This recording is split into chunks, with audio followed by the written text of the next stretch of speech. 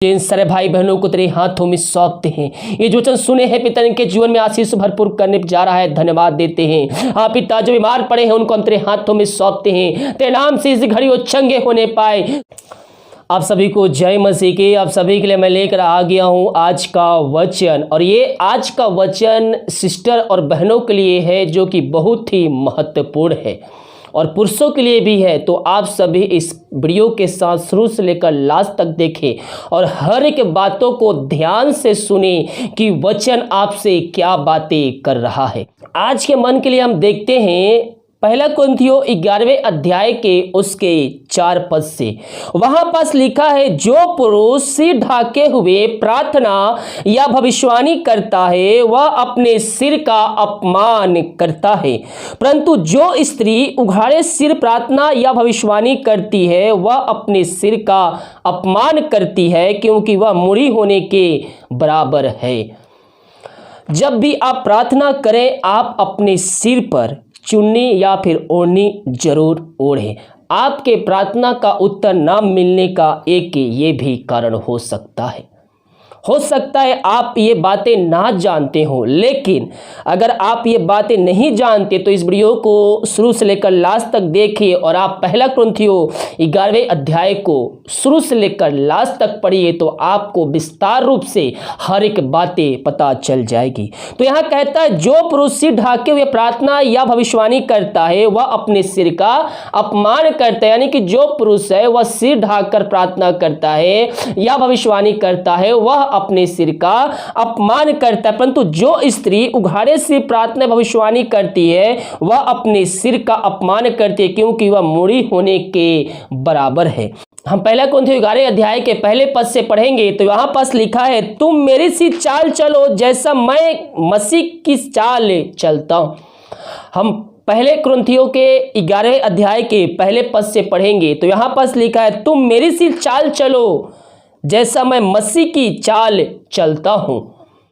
दूसरे पदों में लिखा है, हे भाइयों, मैं तुम्हें सराहता हूं कि सब बातों में तुम मुझे स्मरण करते हो और जो परंपराएं मैं तुम्हें सौंपी है उनका पालन करते हो, परंतु मैं चाहता हूं कि तुम यह जान लो कि हर एक पुरुष का सिर मसीह है और स्त्री का सिर पुरुष और मसीह का सिर परमेश्वर है। हम इसके 6 पद से पढ़ेंगे। फिर यदि स्त्री ओढ़नी ना ओढ़े तो बाल भी कटवा ले। यदि स्त्री के लिए बाल काटना या मुड़ना कराना लज्जा की बात है तो ओढ़नी ओढ़े। हाँ, पुरुष को अपना सिर ढकना उचित नहीं, क्योंकि वह परमेश्वर का स्वरूप और महिमा है, परंतु स्त्री पुरुष की महिमा है। मैं पियो बहुत से मैं वीडियो देखा हूँ, जितने सिस्टर होती है, बहनें होती है, अधिकतर लोग सिर ढाके हुए प्रार्थना नहीं करती है। जब वर्शिप करती है तो अपने सिर को भी नहीं ढकते हैं। ये क्या कर रहे हैं? ये एक प्रभु के विरुद्ध में वो कार्य कर रहे हैं। वो अपने सिर का अपमान कर रहे हैं और प्रभु की आज्ञाओं का भी अपमान कर रहे हैं। हालेलुया। बहुत से लोग हो सकता है इस आज्ञा को ना जानते हो, लेकिन आज से आप जान गए हैं। प्रभु की उपस्थिति में बैठकर प्रभु से माफ़ी मांगिए। अगर आप नहीं जानते हो तो जाने अनजाने में जो हमसे गलतियां होती है वो प्रभु हमें माफ़ करने के लिए तैयार है।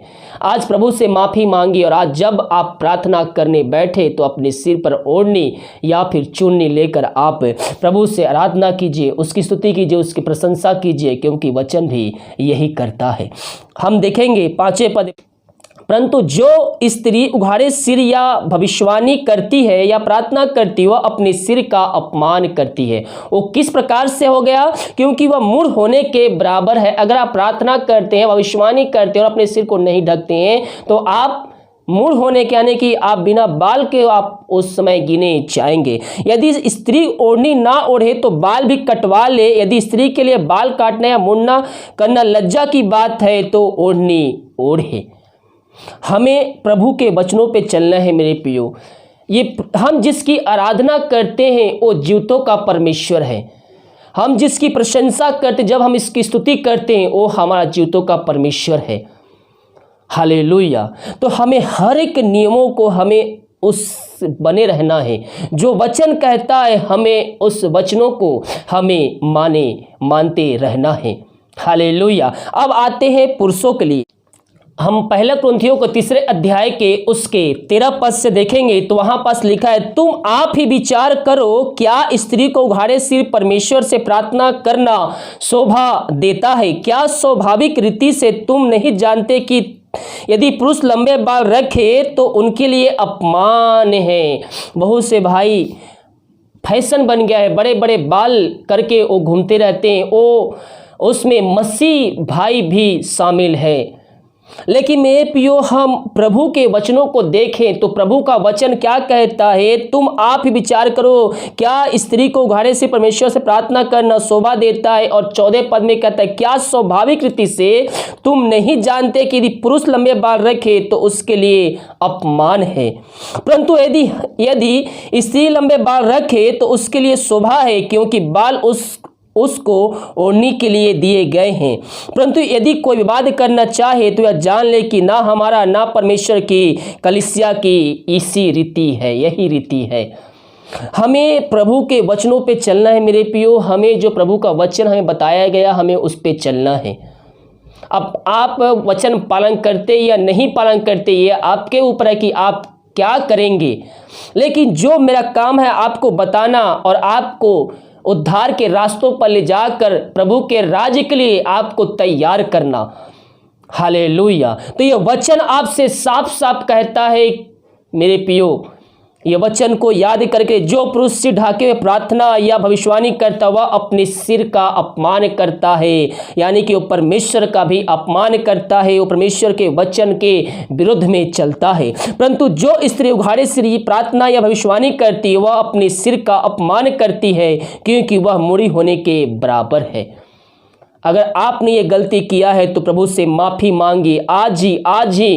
आज ही प्रभु से प्रार्थना कीजिए। आप जाने अनजाने में हो सकता है ये वचन आपको पता नहीं हो। आज ही प्रभु से माफ़ी मांगिए और उसके वचनों पे चलने के लिए उससे वादा कीजिए। प्रभु दयालु है, अनुग्रहकारी है, वो आपको माफ़ी देने के लिए तैयार है। हालेलुया। प्रभु जी हम धन्यवाद है पिता इन सुंदर वचन के लिए। पिता परमेश्वर, जितने भाई बहन पिता ये वचन को सुने हैं पिता, इनके जीवन पिता 30 गुना 60 गुना 100 गुना फलवंत होने पाए पिता।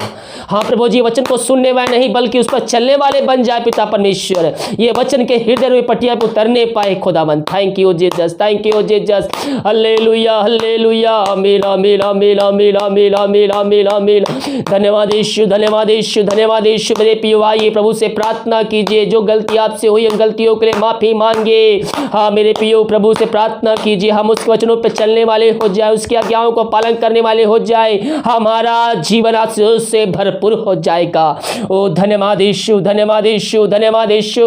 Thank you Jesus, thank you Jesus. पवित्र आत्मा के द्वारा प्रभु जी सबकी सहायता प्रदान कर खुदावन। प्रभु जी पवित्र आत्मा के वचन पर चलने में इन सबकी सहायता प्रदान कर पिता। पियो हम प्रभु से प्रार्थना करें जब प्रभु यीशु मसीह बादलों पर आए तो हम उस दिन के लिए जाने का योग ठहर सके। और उसका आना निकट है, उसका आना निकट है। संसार में दुनिया भर में जो घटनाएं हो रही है वो घटनाएं हमें संकेत दे रही है कि उसका आना निकट है। मेरे प्रियो, हमें प्रभु से प्रार्थना करना है, प्रार्थना करना है। हमें विश्वास में जयवंत होकर हमें उस मुकुट को प्राप्त करना है। मेरे प्रियो, अगर हमें उस मुकुट को प्राप्त करना है तो हमें विश्वास में मजबूत होकर हमें आगे बढ़ना है। मसीह के प्रेम से हमें कौन अलग कर सकता है? क्या नंगाई, क्या चंगाई, क्या दुर्द्रव्य, क्या कलेश से? नहीं मेरे प्रियो, इनमें से कोई बातें हमें मसीह के अलग नहीं कर सकती। हाँ प्रभु जी, इन सारे भाई बहनों को तेरे हाथों में सौंपते हैं। ये जो वचन सुने हैं पिता, इनके जीवन में आशीष भरपूर करने जा रहा है, धन्यवाद देते हैं। हाँ पिता, जो बीमार पड़े हैं उनको हम तेरे हाथों में सौंपते हैं। तेरे नाम से इस घड़ी वो चंगे होने पाए। जो समस्याएं इनके जीवन में कार्य करे तेरे नाम से इनके जीवन से दूर होने पाए। जो बीमार पड़े हैं वो तेरे नाम से इस घड़ी चंगे होने पाए। चिंता करे बातों को हम तेरे नाम से इनके जीवन से हम निकाल फेंकते हैं। इन सबको आशीष प्रदान किया, धन्यवाद। प्रार्थना सुना, धन्यवाद यीशु के नाम पिताजी आशीष मांगते हैं। सुंदर आशीष ग्रहण कर। आमीन आमीन और आमीन। हालेलुया। मेरे प्रियो, हमें प्रभु से प्रार्थना करना है, उसके वचनों पे चलना है, उसकी आज्ञाओं को पालन करना है और मसीह में विश्वास करते हुए हमें आगे बढ़ना है। हालेलुया।